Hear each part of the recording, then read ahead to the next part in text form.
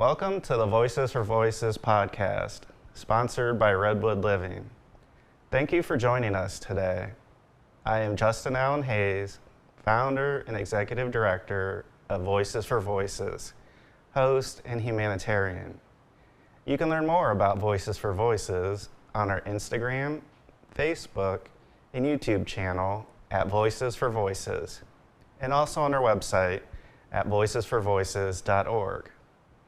Voices for Voices is a 501c3 nonprofit charity organization that survives solely on donations.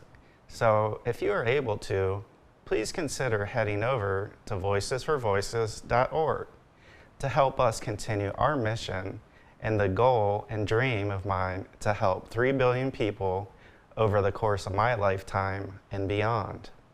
Or you can also send a donation to the mailing address of Voices for Voices at 2388 Beckett Circle, Stowe, Ohio 44224.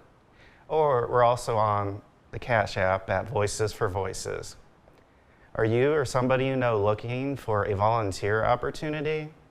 If so, you can reach out to us today via email at president@voicesforvoices.org. Now, I founded Voices for Voices to provide a platform for folks to share their stories with others as we work to break the stigma around mental health, accessibility, and disabilities, helping people get the help they need while also helping transition them or prepare them for the workforce with the Voices for Voices Career Center, where we connect talent with opportunity for both job seekers and employers alike, from coast to coast and in every industry and job level. And who can forget about merchandise? The Voices for Voices merch shop is finally up and running at voicesforvoices.org/shop, where shipping is always free, and again, all donations are 100% tax deductible. In studio with us today is an attorney with over 20 years of experience. She is an author and a fierce mental health and social justice advocate.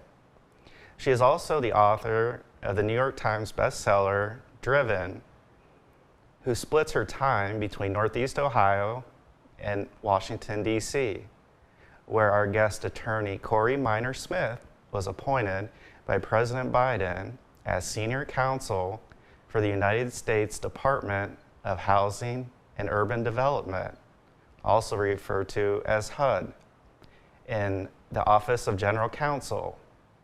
On the appointment, the Reverend Al Sharpton is quoted as saying, Corey, quote, brings a wealth of experience and a sterling record of social justice advocacy, especially for those faced with mental health challenges, end quote.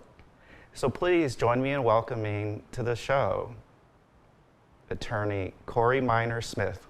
Thank you for joining us today. Thank you for having me today. Yeah, you're very busy, and so lucky to get you on the schedule. So much to talk about, and you are such a fierce advocate of mental health. Can you maybe walk through for our viewers and our listeners how mental health was introduced into your life? Wow, that's a powerful question, and it makes me think about someone's post that I read one day, and it was a quote, and it said, my introduction was to mental illness was my mother leaving me in Texas. And when I read that quote, I didn't realize that it was my statement. The person had quoted me expressing and describing the situation that occurred where my mother and I lived in Houston, Texas, and she left me in Texas. So I was a part of the introduction of my mother's behaviors and symptoms related to her diagnoses, and really just the start of me trying to understand involuntarily what was going on and what led to the different experiences that we have had together. Wow. So family is important, and family sometimes on the support side of I'll say the non-individual with the mental illness, sometimes it's tough to put themselves into that person's shoes. I know with my wife and with myself going through my mental illness journey at the outset, it was very tough for her, saying at times, just power through it, stop crying, just why is this happening, just get through it. I'm wondering, with that introduction and the multiple times having to move as a child and as you were growing up to, how did you cope and how did you help your mom, for those that may be listening and watching and wondering, how can I help? Yeah, that's an excellent question. It's important to just continue to learn. It's not going to be something that you know right off the bat, and everyone's symptoms are different. So it's important to just take the time to learn and understand what may be going on with your loved one. Acknowledging that mental illness is real and that people do experience symptoms related to severe mental illness, for example. Sometimes they're brushed off as just wanting attention or on drugs or maybe drinking too much. But mental illness is real, and it's important for us to read about symptoms that our loved ones may exhibit and to see how we can develop strategies within our households, within our families, within our community, in addressing or encountering some of the symptoms that we may see with our loved ones. And most importantly, just understanding that there may be times where you just have to take a step back and not be the one directly involved with that person's treatment or engagement at that time, or even trying to de-escalate the situation. It may be important for professionals at that time to be involved, but if they are not, knowing what you can do for yourself. And knowing what you can do for yourself, I believe that NAMI, the National Alliance on Mental Illness, is instrumental in providing essential information for anyone who has a person in their life that lives with mental health conditions that significantly impact their daily lives. Yeah, and for our viewers and listeners, Corey was the keynote speaker at the annual NAMI Summit County annual luncheon earlier today, and did an absolutely fantastic job walking through her experience of being a human being going through the process, and then how that overlap with the professional life, and then we'll close, hopefully not stealing anything from your speech with this episode of your motto, which I think will resonate with a lot of people. It definitely resonated with me. How important, so getting on the housing side of the equation, how important is stable housing for a person's mental health? Stable housing or housing in general might not be thought of as a symptom or something that is related to mental health and how that can affect a person's mind. They might just think of the anxiety or the conversations, but having housing is very important to an individual's stability. Right. And as somebody who moved a lot earlier in your life, I would think you have a lot of experience with that and how you were able to manage that process along with just growing up and being a teenager. Right. Well, what I know now as an adult, environmental injustices are real. There are a lot of places where people are to live that are in toxic areas or very close to toxic areas that are impacted today. And we are expected to live in these areas and not be concerned about any toxicity that may be in our systems that may impact our children. Lead paint is one thing, but the environmental factors as far as the air quality, even just what's in a neighborhood. We have so many areas of lack, no grocery stores within a reasonable distance from where a person lives, or other essential services like medical care being in close proximity to where a person lives. But just the quality of the home is important as well. And it makes me recall a time a place where my mother and I lived, we shared a bedroom, and the ceiling caved in while I was in the bedroom, and I thank God I was not injured because I was reaching under the bed to get my shoes at that time. But what happened with the ceiling falling in, it did cause us to have to move. We could no longer live there. And I bring that story up because that building is still in existence now, and people live there now. And it's on the demolition list for the jurisdiction where it is located.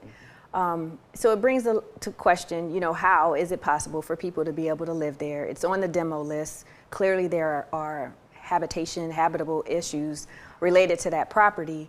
And I know what happened when I lived in that property. And so it's just disturbing to know that there are poor quality areas, poor quality homes that people live in. And it's not their fault, right? It's where they can afford to live. And I believe that it's important for our country to provide high quality housing for everyone. Everyone deserves that. And just because you make a certain dollar amount shouldn't put you in a poor quality home. So with that, it's essential for our health, and it's essential for our physical health. We can be plagued by depression or anxiety, and those symptoms being exacerbated by living in a poor quality home. So. Oh yeah, it's incredible. How did you, just on a personal level, how did you handle moving so much? I know growing up, but for myself, just finding friends and people you can relate to and talk to and play with, those things were tough enough not having to move. And for you to have moved, regardless of the reason, why, how was that growing up just on that children's level as you were progressing and going to school and meeting people and then having to move and then redo that all over again? That's a great question as well. And I have asked it of both of my parents, like, who made these decisions of when I was going to move to where?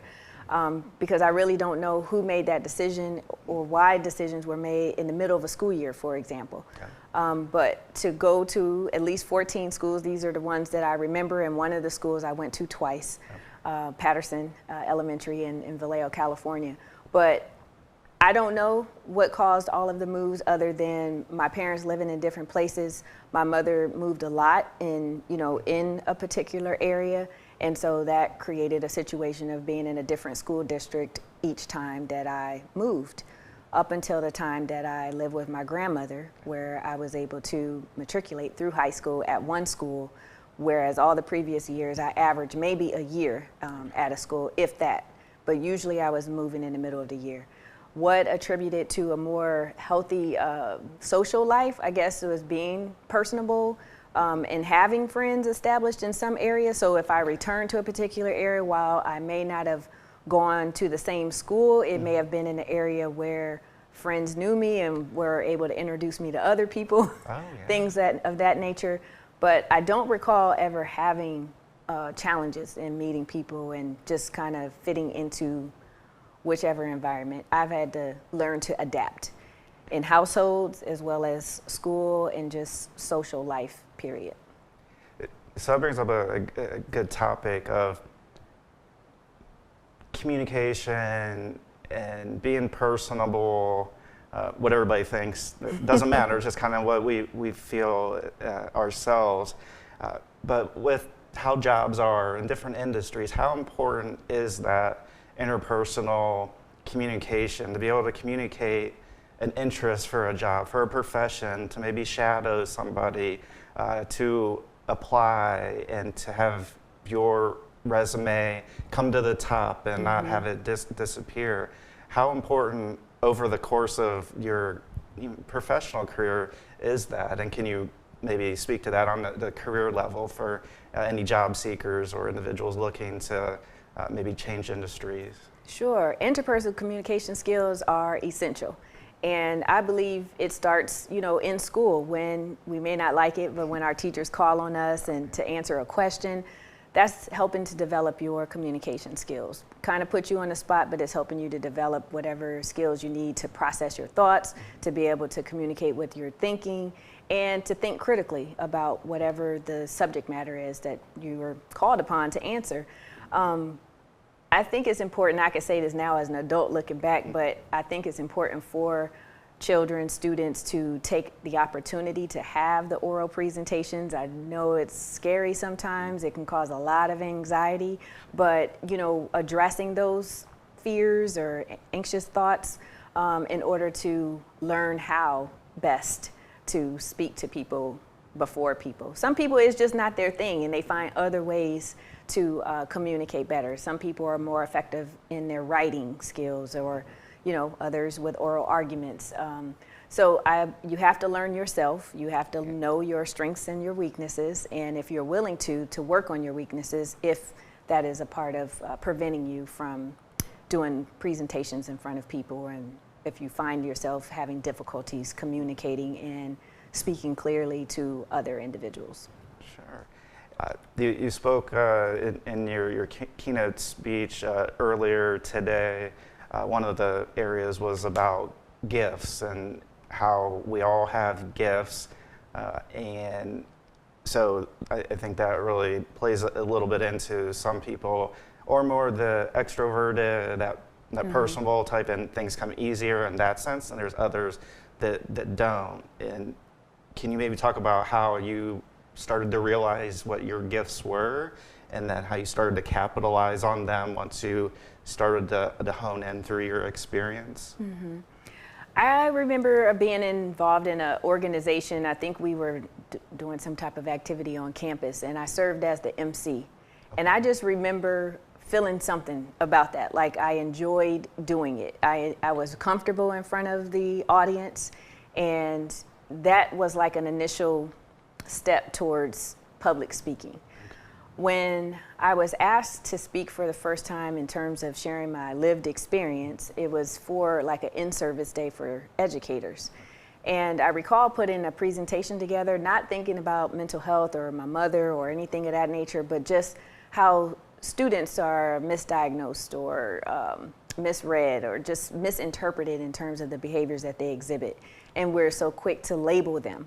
And it's labeling them in a negative way, which causes disciplinary actions and things of that nature. But from there, I had individuals hear me speak and invite me to other places. But when it became impactful was a little girl in an elementary school class presentation. And I talked about my story as I knew it at that time. And I used to just say that, my mother was sick and could no longer take care of me. Not really even understanding myself what was going on. I just knew my mother was sick. But a little girl asked, well, what was wrong? What happened to your mother? And it caused me to take a moment to actually think about that. Well, what did happen? And once I was able to put it into words and articulate the things that had happened thus far, I was able to understand mental health and that it was a mental illness. And sharing that for the first time, and the response that was received from sharing, specifically talking about mental illness, was very impactful for the audience. It helped people who were in the same and similar situation. And I knew from that I needed to understand this more in order to be more effective in my speeches if I was going to talk about mental illness. On that topic of taking that step back and thinking kind of 30,000-foot view, as a teacher at Walsh University, I found, and maybe it's just a thing, but there was a particular time when I started talking about my own self. And there was a student, this was before I hit rock bottom in my 5-day inpatient stay. The class was giving presentations, and one student was just having a tough time and was stuttering and just was very, very anxious. And after the class, he came back up to me when all the students had left and said, talked about, I'm sorry, I just got very anxious. That's not normally me. And I started to kind of tear up because I was like, I understand. It's like, because I'm a teacher, I'm going through something, I don't know exactly what it is, but I know it can happen to anybody, whether it's a teacher, whether it's somebody in another leadership position, that we're all human. And then once I kind of came back on the other side of the mental health crisis, and I started talking more about my mental health as it related to students and going through test anxiety or relationships and being away from home, I started to get a better reception about talking about those things than almost the topic of marketing itself. And that was when it really started to click that, oh my gosh, we should talk about this as human beings, not instructors and students and somebody in one position and not another. We should just talk it as human beings. And as we're all human, we all have health, and within health, we have mental health and physical health, and not talk about it in the way stigma is. So just wanted to relate that, how it kind of tied into what you were sharing. And mental health is health, right? Like anyone who has a brain, you have a mental health status of some sort. So what is the status? I think about forms when I practice domestic relations, and doing divorces, there would be an affidavit that the parties had to fill out. And as far as health, you had to pick a status, right? Whether it was excellent, good, okay, or poor. So what is your mental health status? It's important for us to be proactive with that. And even with our children, I was very pleased when, my son was younger. My youngest son was younger, because he's 20 now, but much younger, and going to the pediatrician, and they did mental health inventories for children.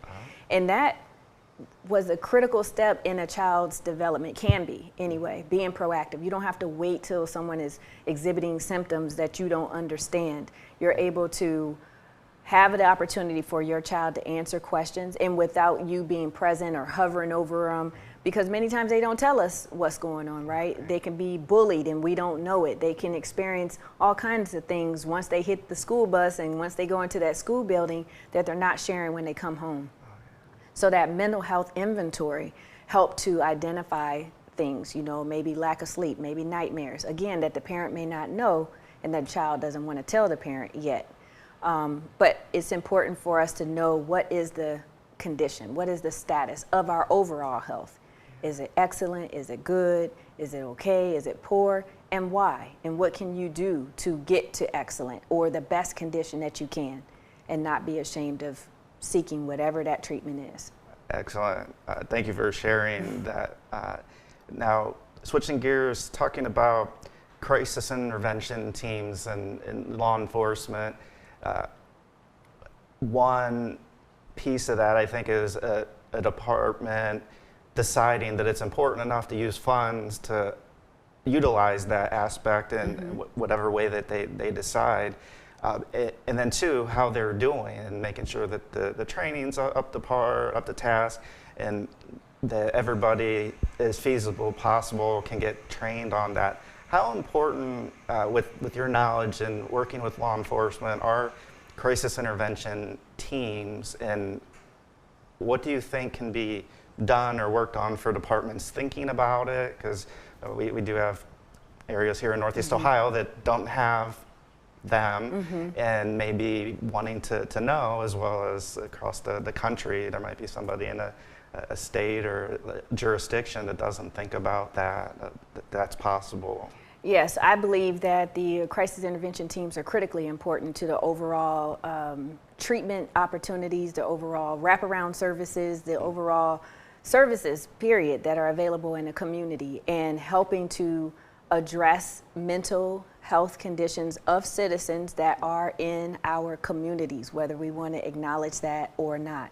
And it's important as first responders, whether it's the fire department or the police department, law enforcement, any first responders, that they have some level of training in terms of engaging a person who may be in a mental health crisis at the time. It's important for them to know how to de-escalate with non-lethal force. And I say that because our mental health professionals are not necessarily trained to engage a person who may be a tad bit or fully combative. But our law enforcement officers are trained, whether it's through OPATA here in the state of Ohio, or in general, not just in a mental health situation, but how do you de-escalate? If you're coming into a scene where people are fighting, how do you de-escalate that? It's not just pulling out a weapon necessarily. There are ways to de-escalate. So it's essential that they also know how to address a matter when there may be a mental health crisis going on.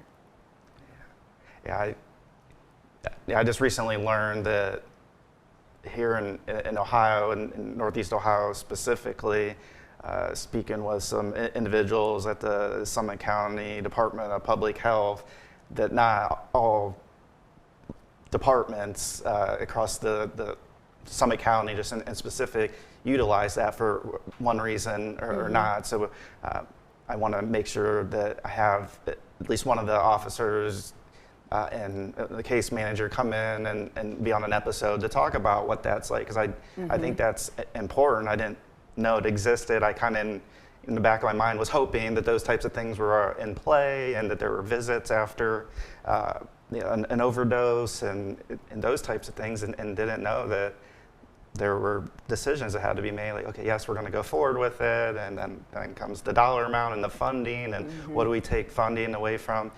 So I 1,000% I agree that we need to just be talking about human beings at the end of the day, and not specifically about one area or not. Just, okay, Absolutely. If you were in that position as an officer, as a firefighter, how would you want to be treated? And I loved how you talked about, some individuals should go to potentially a hospital or be seen versus cuffs, and how that distinction is made, and that certain crimes and certain things may not have happened if the individuals were treated as such. Yeah, absolutely. Help, not handcuffs. Help, not handcuffs. Yes, it's important. And also, as a member of NAMI Stark County, I am a trained facilitator to do the family-to-family course, and I'm very honored to have that opportunity to do it. But I also have taken the time to be a part of the training with law enforcement and going to share my story. So it would be a panel of individuals who are involved with NAMI that will go to the in-service training sessions with law enforcement to share and give suggestions on how to interact with someone. Or it's also important for loved ones, those who are in the mental health services, that they can help families to establish relationships with first responders, whether it's the paramedics, police departments, because our family members, our loved ones are out in the community and they are living independently the best that they can. And they may have a mental health crisis while they're out in the community. So it's important if we could establish those relationships, again, being proactive and explaining things and being the one or having someone designated to receive calls to be able to help if our loved one is out and may exhibit some mental health crisis. Right.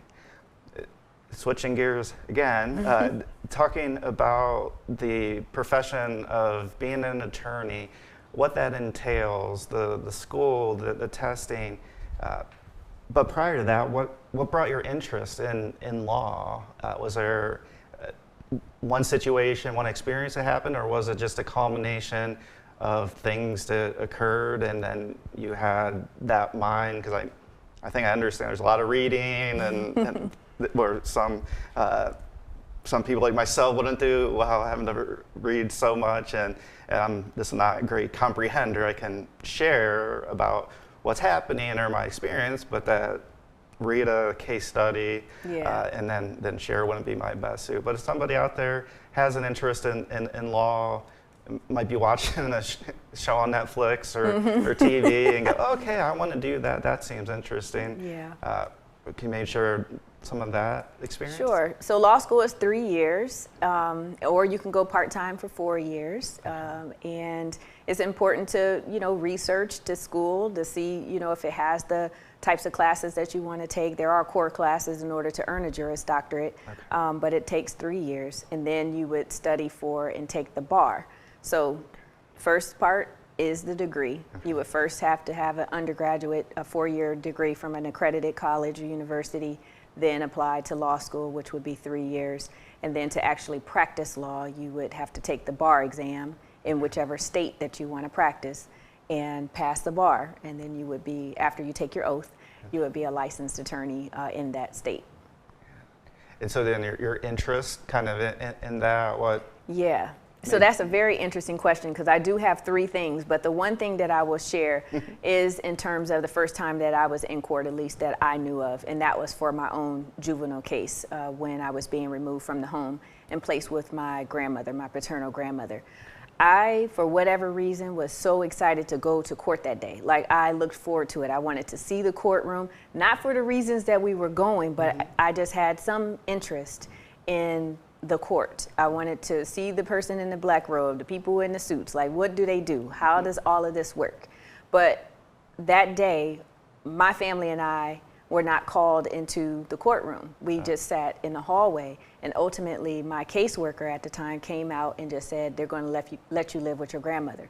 So whoever presented information, whatever testimony that was taken, I wasn't a part of that, and ultimately the decision was just relayed by the caseworker.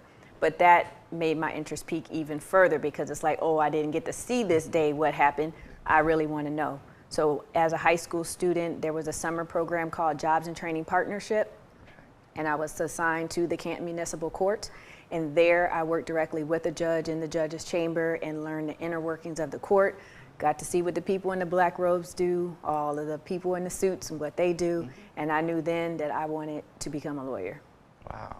That's fascinating to learn. Now, where you live now in Washington, D.C., is there a separate bar? You spoke about different states having exams to have to be able to practice. How does Washington, D.C. work related to You really that? tested my skills on this one. No, but with Washington, D.C., it does accept state bars from other states, Okay. I should say. Well, actual states, since D.C. is not a state, but Washington is the city. But at any rate, if you are licensed in another state, then you are able to practice in D.C. There are some other rules and things of that nature that I'm not able to explain at this point, but they have a process of like waiving in where you would be able to practice before that court there, whichever one you may need to go to. But I encourage people to learn what the rules and procedures are in any applications that they may need to complete, in addition to any filing fees that may be associated with that. But I'm licensed in Ohio and Georgia, and so I don't need another license in order to do the work that I do in Washington, D.C. Yeah, great.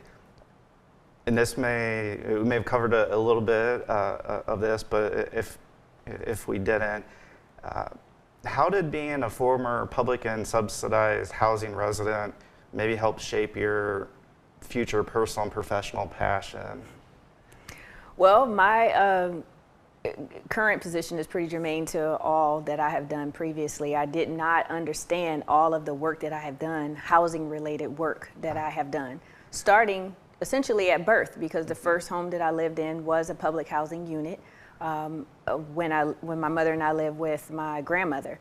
And then in assisted housing, which would be privately owned housing, but it is assisted by federal government funds, whether it's through a voucher or some type of housing subsidy where the person's rent may be based on a income scale, right? And they pay a portion, and then the other portion is subsidized by some type of federal funds or state funds, something of that nature.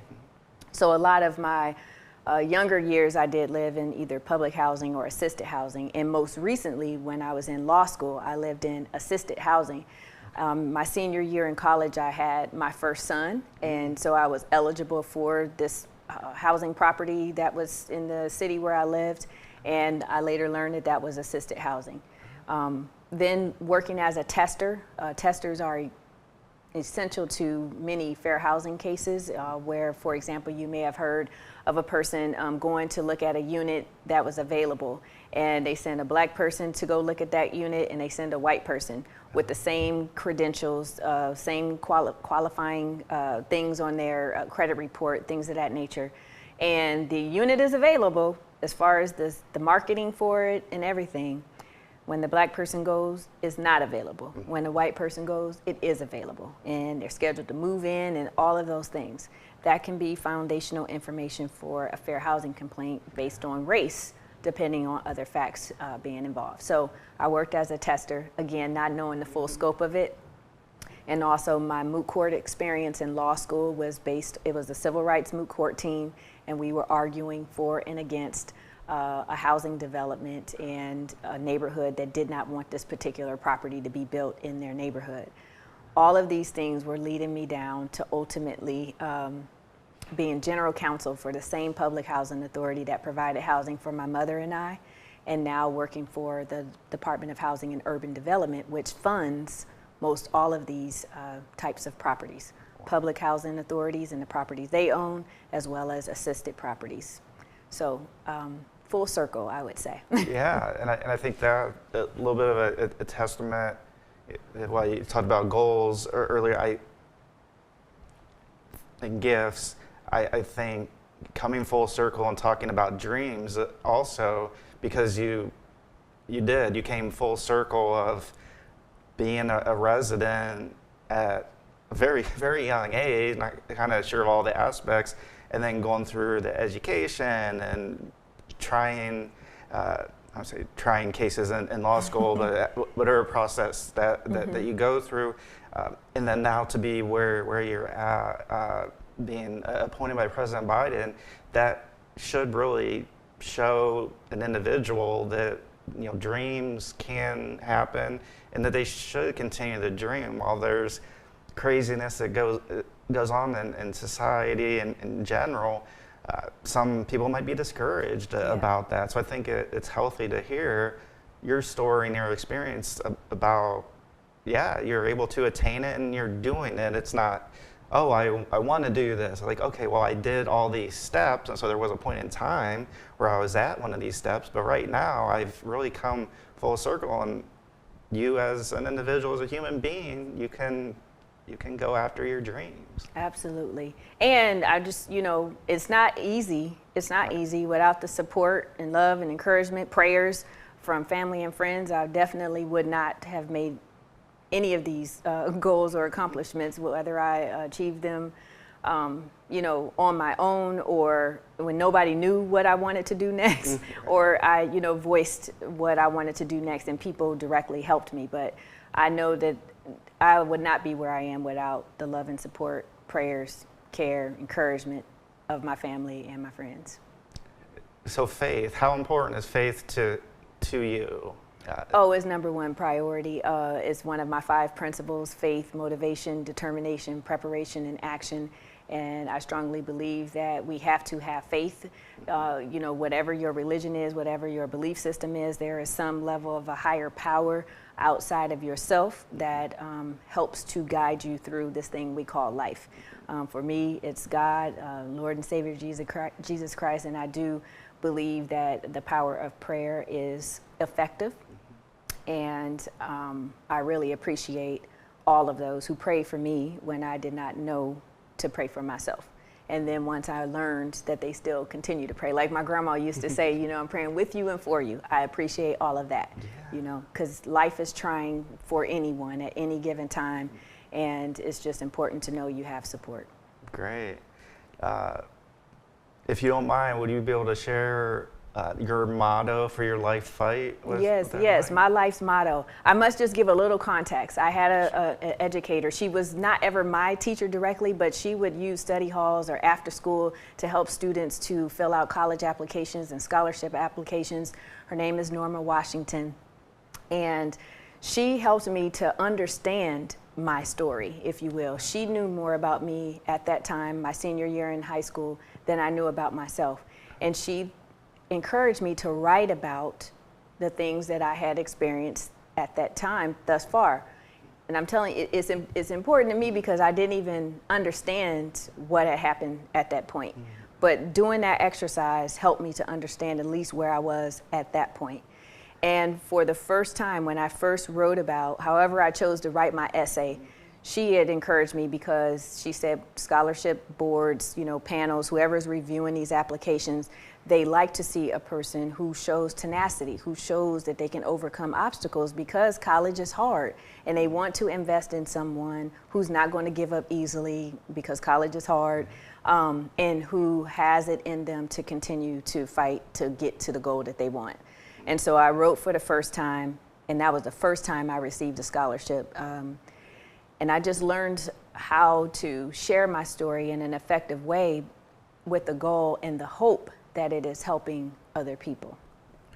And with that, I'll share my life's motto, because she told me that I had undesirable circumstances, and she encouraged me to write about my undesirable circumstances.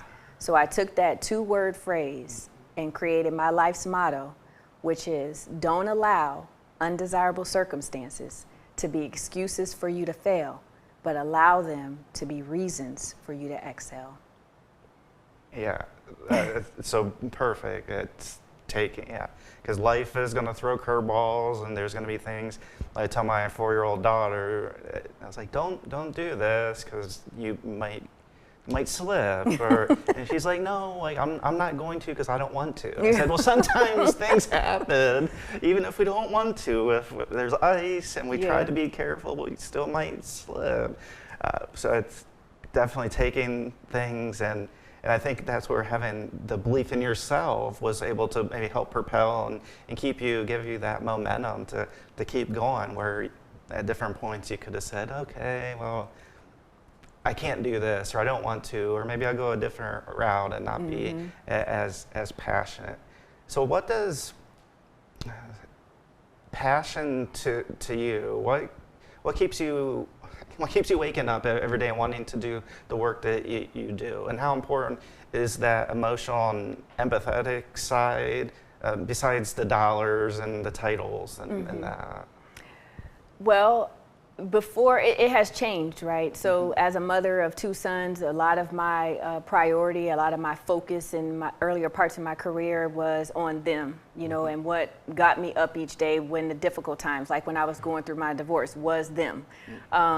And now understanding severe mental illness, understanding that is what my mother is living with, and that it is not going to go away. There's the periods of recovery or periods where she is lucid, but there are periods where not, and it's not going to go away. As it's described, schizophrenia specifically in thirds, 1/3 of the people may have one bout with symptoms and never experience it again.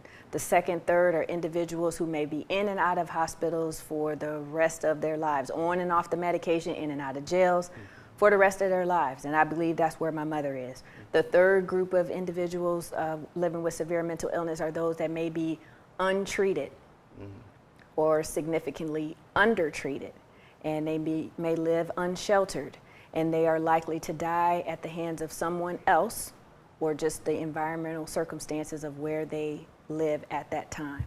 So with all of that, I understand that my story is more than just about me and my mother, but a whole population of people throughout this country and throughout this world, because mental illness does not discriminate, and who need voices to come together, to be voices for other voices, the voices that may not be heard as much, and to amplify those voices so that we can understand their needs for treatment, for services, and most importantly, for laws that are just and righteous for them.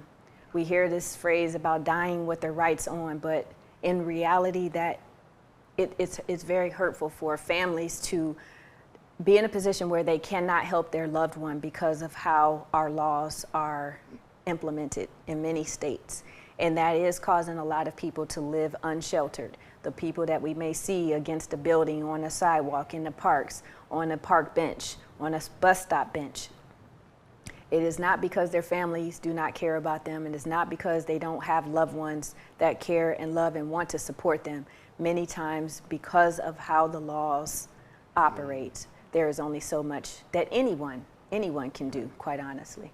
So with that, that's where my passion lies. And at the same time, I understand you have to keep your passion in check, because it can take you outside of yourself, and you could be overwhelmed and not be effective in your own life. So you have to learn how to balance it. Excellent. So you're an author of the bestseller Driven.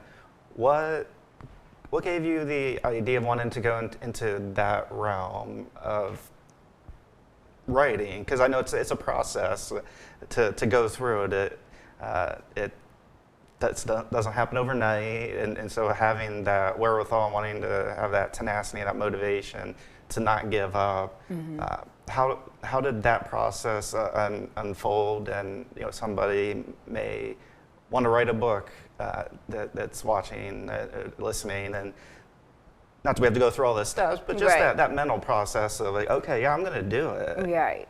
And that's just it. You got to just do it. Yeah. But hashtag driven is a work that took a lot of years. I remember I was 16 when I first said that I was going to write a book. And it was right after moving from Houston, Texas to Canton, Ohio. And I told my cousin Perry, I'm writing a book.